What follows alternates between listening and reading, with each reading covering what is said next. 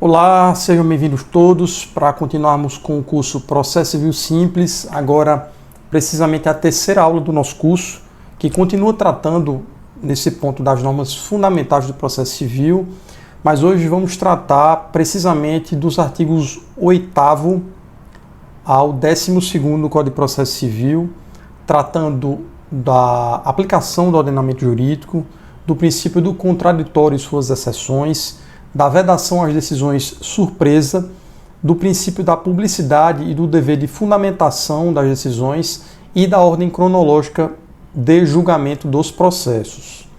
Começando então pelo artigo 8º, que determina que, ao aplicar o ordenamento jurídico, o juiz atenderá aos fins sociais e às exigências do bem comum, resguardando e promovendo a dignidade da pessoa humana e observando a proporcionalidade, a razoabilidade, a legalidade, a publicidade e a eficiência. A primeira observação que a gente traz é que o artigo 8º do Código de Processo Civil, ele não fala em aplicação da lei, ele fala em aplicação do ordenamento jurídico. E essa não é uma palavra gratuita. O Código de Processo Civil usa essa expressão porque ele quer dizer que quando se fala em ordenamento jurídico, quando se fala em aplicação do ordenamento jurídico, quer-se dizer a aplicação de todo o sistema de normas vigentes no país, incluindo não apenas as leis em sentido estrito, mas também a Constituição Federal, os princípios gerais do direito, os costumes, a jurisprudência, os tratados internacionais e também a doutrina. Então, dessa forma, o juiz ele não está limitado à interpretação literal das normas legais, falando-se em lei em sentido estrito, mas ele deve integrar e harmonizar todas essas diversas fontes do direito na solução dos conflitos. O artigo 8º ele também trata de uma questão muito importante, que é a questão das finalidades da jurisdição, ao estabelecer que a atuação do juiz deve buscar os fins sociais do direito e as exigências do bem comum. Isso revela que a aplicação da jurisdição ela ultrapassa aquela aplicação fria e mecânica da norma, exigindo uma postura mais consequencialista, mais atenta pelo juiz, mais atenção pelo juiz aos fins sociais das decisões que ele profere. É importante salientar, contudo, e aqui eu faço uma observação muito importante, que essa diretriz do Código de Processo Civil não autoriza o ativismo judicial ou a atuação ideológica do magistrado. Isso é um fenômeno que vem ocorrendo, infelizmente, com muito maior frequência recentemente no país, no Brasil. Então, o que o Código de Processo Civil exige é que o magistrado ele considere os efeitos concretos e coletivos das decisões que ele prefere. Isso como forma de garantir uma prestação jurisdicional mais justa e adequada e não uma atuação judicial apartada da lei, que ocorre naqueles casos em que o juiz ele se utiliza da jurisdição para aplicar sua visão político-ideológica em cada caso concreto. Então, o juiz ele deve observar a consequência das suas decisões, mas isso não quer dizer que ele deve se orientar somente pelas consequências e que ele utilize da jurisdição para implementar sua visão político-ideológica. Então, esse dispositivo ele não autoriza em nenhuma medida o chamado ativismo judicial, que é um fenômeno deletério e que, infelizmente, tem sido cada vez mais frequente no país.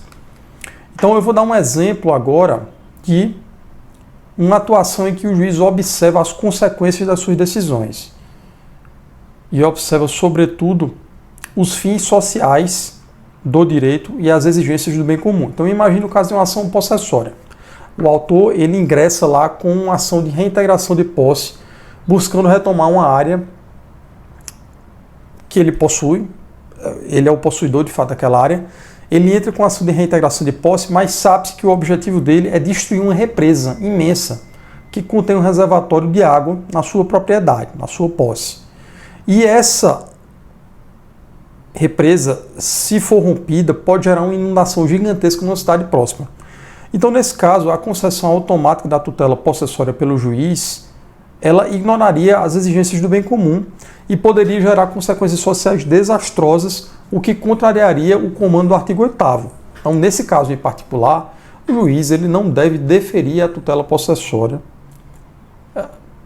sob pena de gerar um desastre imenso na região na qual ele atua. Então esse é um exemplo de uma atuação do juiz que considera as consequências da sua decisão.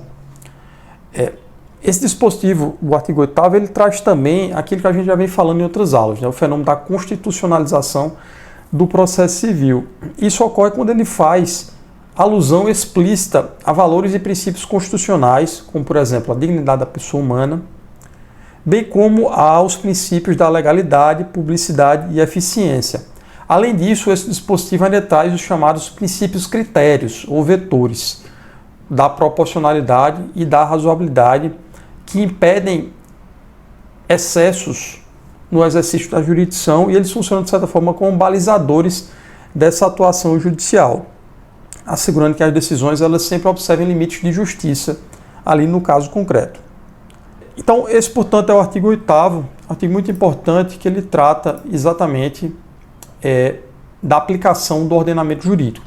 Vamos agora para o artigo 9º. O artigo 9º que tem basicamente a seguinte relação: não se proferirá uma decisão contra uma das partes sem que ela seja previamente ouvida. E no parágrafo único, as exceções que vocês vão ver aí no material, né? O inciso 1º fala da tutela provisória de urgência, o inciso 2 fala da tutela de evidência e o inciso 3 fala da decisão prevista no artigo 701 do CPC.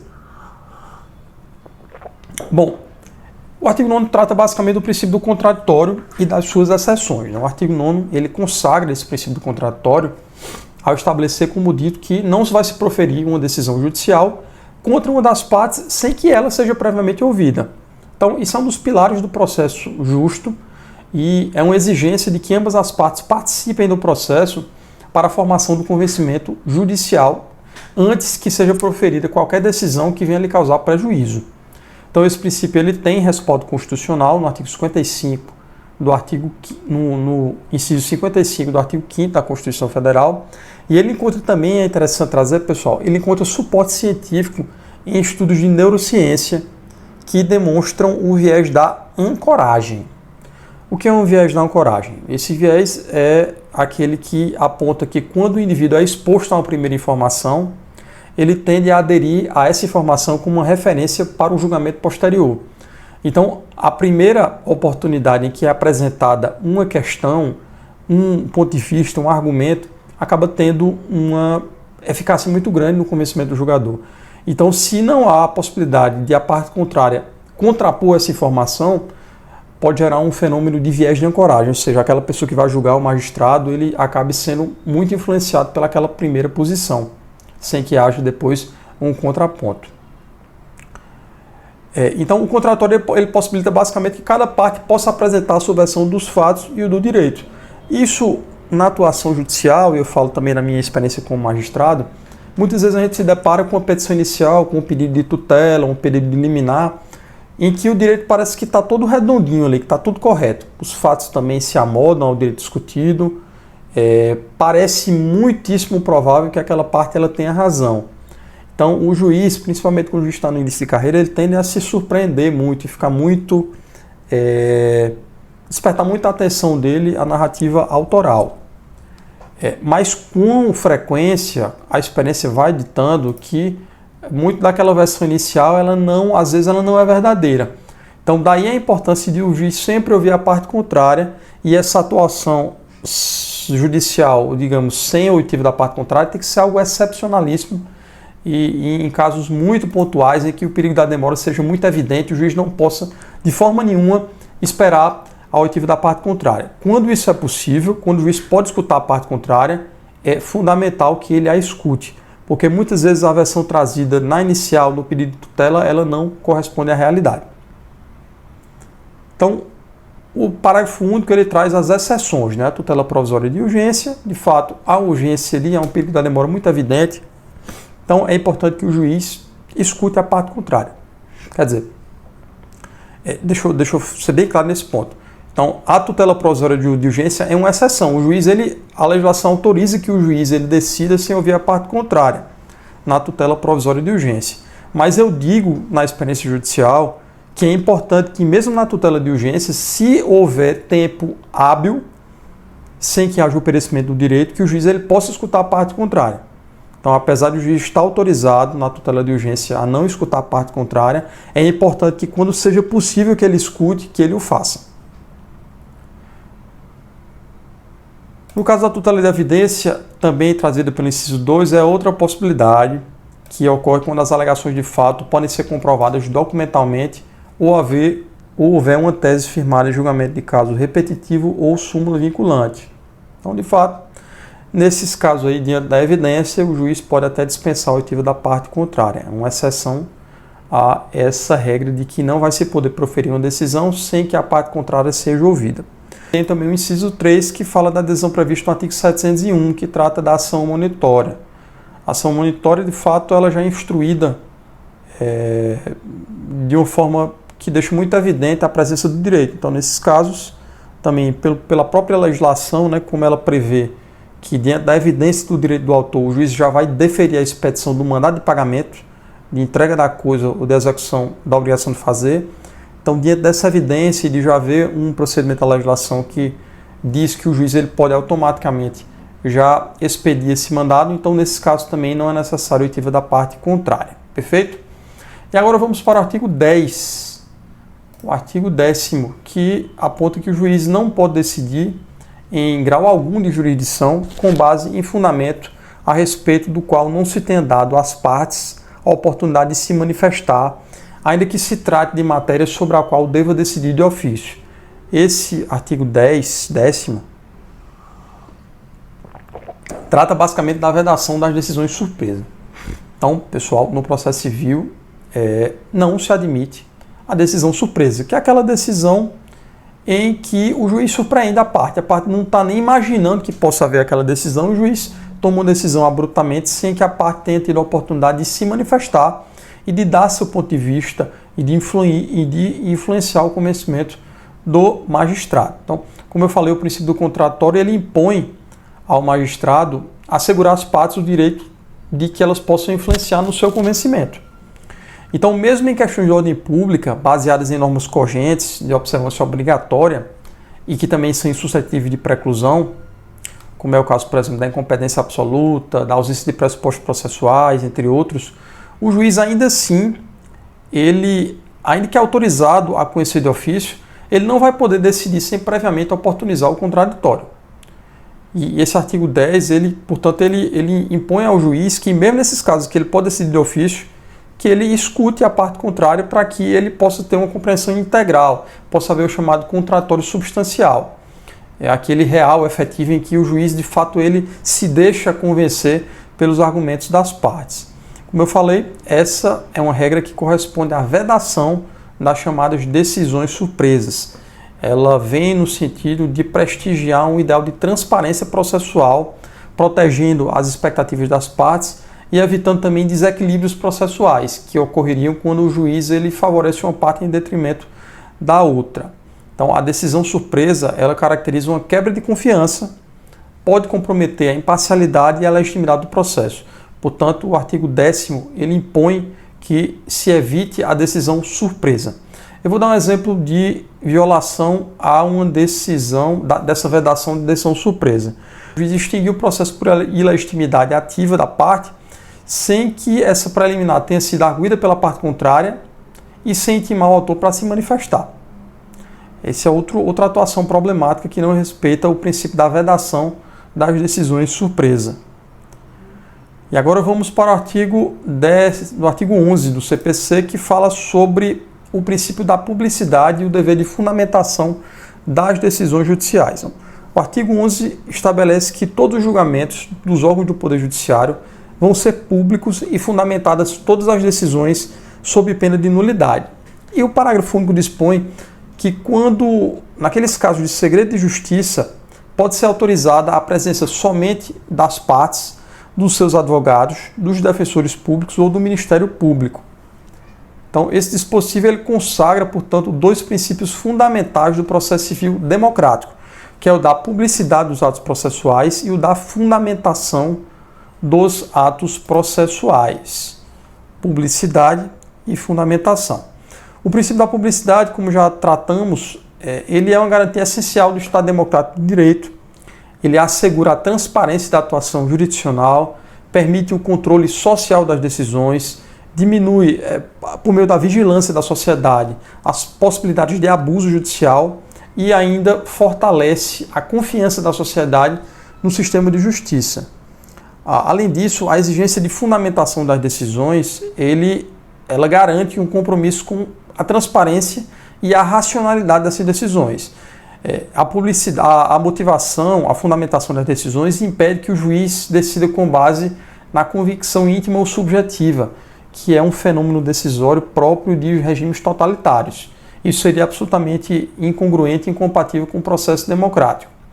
A decisão, quando ela é fundamentada, ela permite o controle da coerência, da lógica jurídica dos argumentos e também da validade desses motivos adotados. Possibilita, portanto, o exercício efetivo do contraditório e da ampla defesa. Além disso, com a fundamentação das decisões judiciais, se permite o exercício adequado do duplo grau de jurisdição. Porque para que o tribunal possa atuar na reforma, ou eventualmente anulação daquela sentença de primeiro grau, daquela decisão de primeiro grau, ele tem que conhecer as razões, os fundamentos pelos quais aquela decisão foi emitida. O princípio da publicidade também ele pode ser excepcionado, é importante que se diga, a partir das chamadas normas de segredo de justiça. As normas de segredo de justiça, que são, de fato, uma exceção ao princípio da publicidade, mas que essa exceção é justificada diante de interesses que são interesses ali indisponíveis, muito importantes e que não podem ser afetados pela publicidade do processo. Então, exemplificando, processos que envolvem interesses de menores. O menor ele não pode ser exposto, portanto, isso é uma exceção ao princípio da publicidade, pois se garante o segredo de justiça nesses casos. Ações que tratam, por exemplo, de segredos industriais ou comerciais. Então, hipoteticamente, imagine uma ação que ela traga a receita, a forma da Coca-Cola. Então, ela não pode tramitar sem ser em segredo de justiça, sob pena de violação dessa propriedade, da propriedade da Coca-Cola sobre a receita da sua bebida. Então, causas também que estão relacionadas à vida íntima das pessoas, é muito comum nos fóruns, direito de família, reconhecimento de paternidade, questões relativas a casamento, separação, divórcio. Essas questões elas envolvem a vida íntima das partes e, portanto, elas estão protegidas pelo segredo de justiça. Feito? Essas exceções do segredo de justiça, exceções à publicidade, elas têm a finalidade de proteger direitos fundamentais, a intimidade, a vida privada e a dignidade da pessoa humana e, portanto, justificam o segredo nesses casos. Vamos ao artigo 12, que trata de uma inovação interessante no Código de Processo Civil, uma inovação que acabou sendo um pouco mitigada posteriormente, que é a questão da ordem cronológica de julgamento. O artigo 12 dispõe que o juiz e os tribunais atenderão preferencialmente à ordem cronológica de conclusão para proferir sentença ou acórdão. O parágrafo 1º dispõe que a lista de processos deverá estar permanentemente à disposição e o parágrafo 2º traz exceções a essa regra do caput. São muitas exceções, não vamos tratar de todas aqui, basta que a gente tenha a compreensão de que o artigo 12 ele trouxe a imposição de ordem cronológica nos julgamentos, justamente para evitar aquele fenômeno conhecido de o juiz sentar no processo, né? Existe essa discussão quando o juiz ele não quer decidir um processo, ele não, por algum motivo ele acaba não decidindo, o processo vai ficando ali na prateleira e outros vão sendo julgados na frente daquele processo. Então o artigo 12 ele veio com essa finalidade de evitar esse fenômeno. Ele estabelece, portanto, que o juízo, os tribunais, eles devem observar uma ordem cronológica para ir julgando os processos antigos primeiro e depois os mais recentes, né? É uma norma que ela busca impor um critério objetivo e impessoal para os julgamentos dos processos, de forma a conferir uma previsibilidade e uma igualdade de tratamento das partes. É interessante notar que, originalmente, o caput do artigo 12, ele previa a obrigatoriedade da observância da ordem cronológica. Era obrigatório. A redação era taxativa. O juiz tem que observar a ordem cronológica. No entanto, com a edição de uma lei posterior, em 2016, a Lei 13.256, essa redação foi alterada para que essa ordem cronológica deixasse de ser obrigatória para ser preferencial. Isso para conferir uma maior flexibilidade da atuação judicial. Então, em alguns casos é complicado observar a ordem cronológica porque há, às vezes, questões de própria gestão da unidade judicial e também questões de um processo que é hiper, mega complicado. Imagina um processo que trata de implementação de uma política pública, o chamado processo estrutural. Então você não tem como impor que um processo dessa natureza ele possa ser julgado na ordem cronológica, né? Ele tem um rito próprio, ele tem uma dinâmica própria num processo que ele não pode ser colocado na ordem cronológica. Então houve reclamos bastante contundentes do Poder Judiciário e em função disso foi editada essa lei em 2016 que torna, em vez de obrigatório, torna preferencial. Então ainda há uma direção, uma diretiva do Código de Processo Civil no sentido de que se observe a ordem cronológica, mas essa ordem é preferencial e não obrigatória. Então tem que ter uma lista nos fóruns e nos tribunais prevendo a ordem dos processos, e isso aí tem que ser observado de forma preferencial. Um instrumento que ele prevê critérios objetivos, evitando a imparcialidade, evitando a parcialidade e estimulando a impessoalidade, e ele tenta promover uma maior transparência e previsibilidade no andamento e julgamento dos processos. Perfeito, meus amigos? Hoje foi uma aula muito interessante, uma aula que trata ainda das normas fundamentais do processo civil. Essas normas, elas são, para ser redundante, fundamentais porque elas norteiam toda a aplicação do processo. Então, lá no dispositivo 600, 700, 500, toda a aplicação do Código de Processo Civil vai ser dirigida, vai ser inspirada por essas normas fundamentais do processo civil, que, como a gente vem falando, elas sofrem uma influência muito grande da Constituição, com a constitucionalização do processo civil. Então vamos continuar nessa jornada, aprendendo um pouco mais sobre o processo civil. Continuem aproveitando o nosso curso, lembrando que a caixa de perguntas está sempre disponível aí, então comentem aí para que a gente possa entender quais são as dúvidas e responder em sequência. Perfeito? Um abraço, até logo.